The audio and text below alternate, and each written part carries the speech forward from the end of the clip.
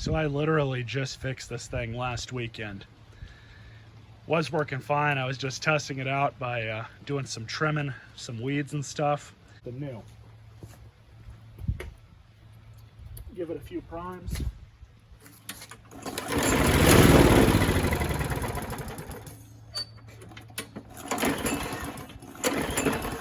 So it starts and dies.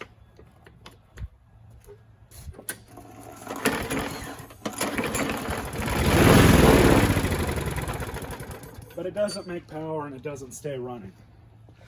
All right, so we're gonna check one other thing. This thing really kind of has a loss. I'm really kind of at a loss for words with it. But we're gonna check this bottom bolt. The 13 millimeter.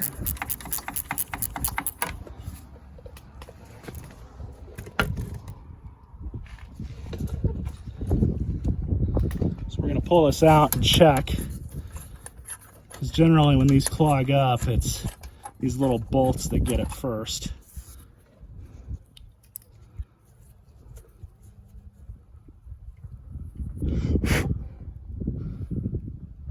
And sure enough, somehow there's a piece of debris in there. I don't know how that happened. You guys can't really see it, but it should be a little bit wider. So I'm going to clean this out real fast. Here's a piece of 20 thousandths wire. You can use either a hair from a steel bristle brush, or you can use a welding tip cleaner, which I have one of those. I just don't know where it is, and I've already found the problem. It looks like the machining process of this thing here to hopefully move this out, push it out. This is 32 thousandths wire.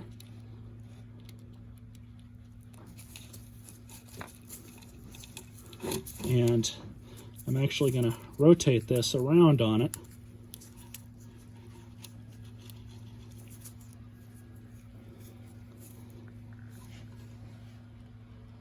And now it's completely clear.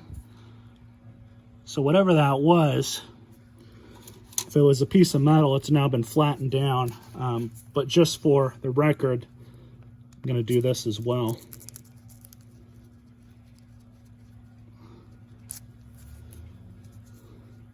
And we'll check.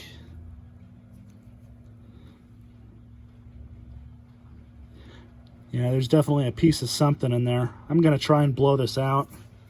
So I just blew it out with my air compressor. See if it made a difference. It looked like it did. So I've already done this a few times, but I'll do it for the camera. A couple more, just to see if we can move it down some more. It looks like whatever it was, I got it out of there, because it doesn't appear that it's stuck up here or anything. So we'll throw it back in the mower, see if that fixed our issue. Really bizarre. So we're just going to throw this back on.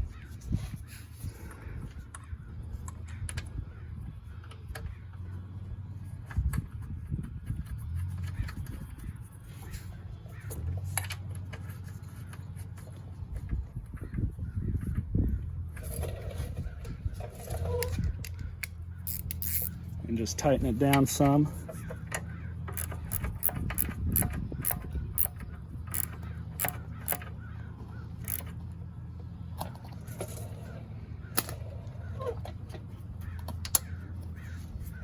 So there's that. Let's get her back right side up. Pull the shopping cart of justice off the handle there. Filter back on. Full anyways, but we'll prime it. See what happens.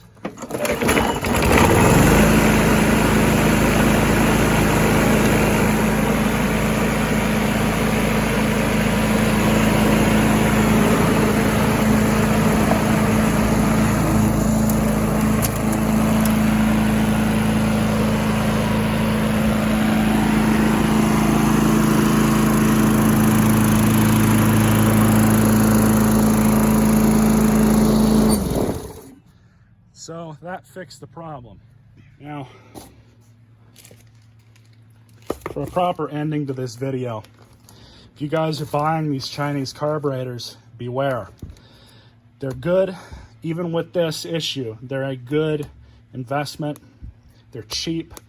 They're easily a third of what the Briggs & Stratton carbs cost. But beware, the quality control is definitely not as high as what Briggs has, even though their stuff is mostly made in China now. Things can be made in China, but if they start cutting corners with quality control, that's an entirely different story no matter where stuff is made. So I would definitely keep that in mind. And if you have an issue with these, that bolt or really anything else is the first thing to check.